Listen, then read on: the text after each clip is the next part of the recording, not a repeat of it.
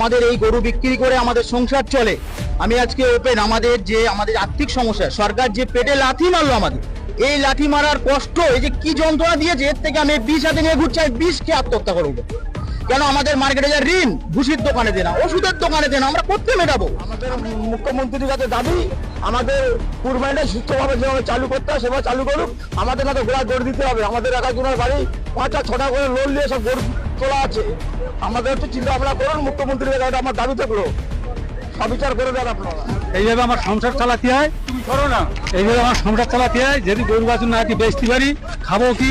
গলায় দড়িতে মরতে হবে, এছাড়া কোনো উপায় নেই। আমাদের তো জমি জায়গা নেই।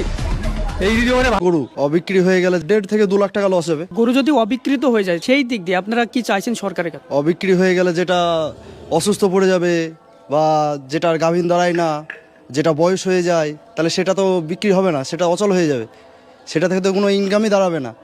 একটা বাছুর, যেমন আমার 7টা গাই আছে, 7টা বাছুর হবে, সেই 7টাকে বয়স করে তো পোষা যাবে না, সবগুলো তো পুষতে পারবো না, তাকে তো বিক্রি করতে হবে। সেটা তো কেউ নিবে না, অল্প বয়সের গরু, সেটা কেনা বেচা হবে না, সেটা থেকে ইনকামও দাঁড়াবে না। আপনাদের মান্থলি কত খরচা হতে পারে?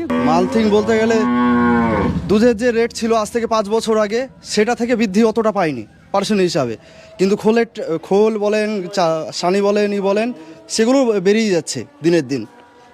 সেটা থেকে মান্থলি বলতে গেলে একটা বছর সাল পুষে, মানে গরু পুষে এমনি দুধ থেকে সেরকম কিছু বাড়ায় না, না আয় হয় না।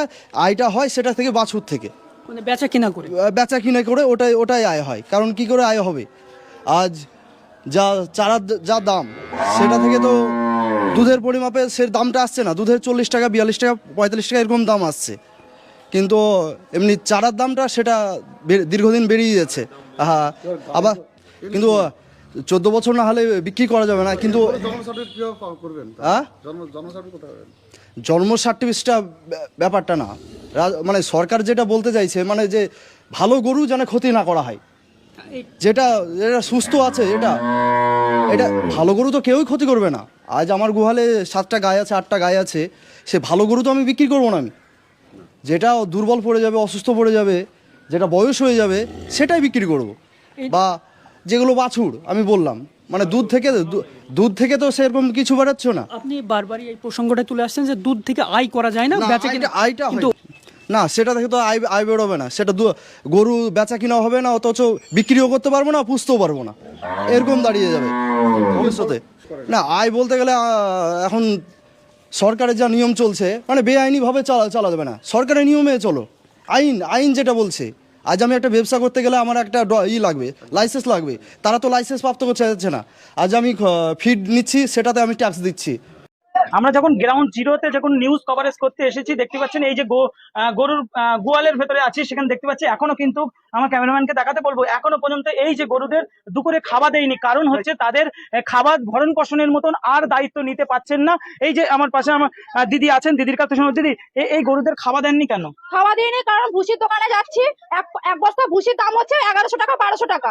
আমি 500 টাকা নিয়ে গেছি ভুসির দোকানে, বলছে কোনো ধার বাকিতে আমরা টাকা দিতে পারবো না। তাহলে আমি কিভাবে গরুকে খাওয়াবো? বলছে 15 দিন দেখে আমরা গরুকে আর ভুসি দিতে পারবো না। ওই জন্য গরুকে আমি খাওয়াতেই পারিনি। আমার তো টাকাই দিচ্ছে না, আমি তো বিক্রি করবো মাল, আমাকে টাকা দেবে, সেই টাকা নিয়ে আমরা জীবিকার উপরে নির্ভর করে আমরা ভুসির দোকানে যাই, তারপর আমাদের মাল দেয়, তারপর আমরা গরুকে খাওয়াই। এখন আমাদেরকে মালও বিক্রি হচ্ছে না, গরু তো টোটালি বিক্রি হচ্ছে না বলে, টাকা হাতে পাচ্ছি না বলে আমরা ভুসির দোকানে যেতেও পারছি না। আমাদের ভুসির দোকান বাকি দিচ্ছে না, ওই জন্য গরুকে খাওয়াতে পারছি না।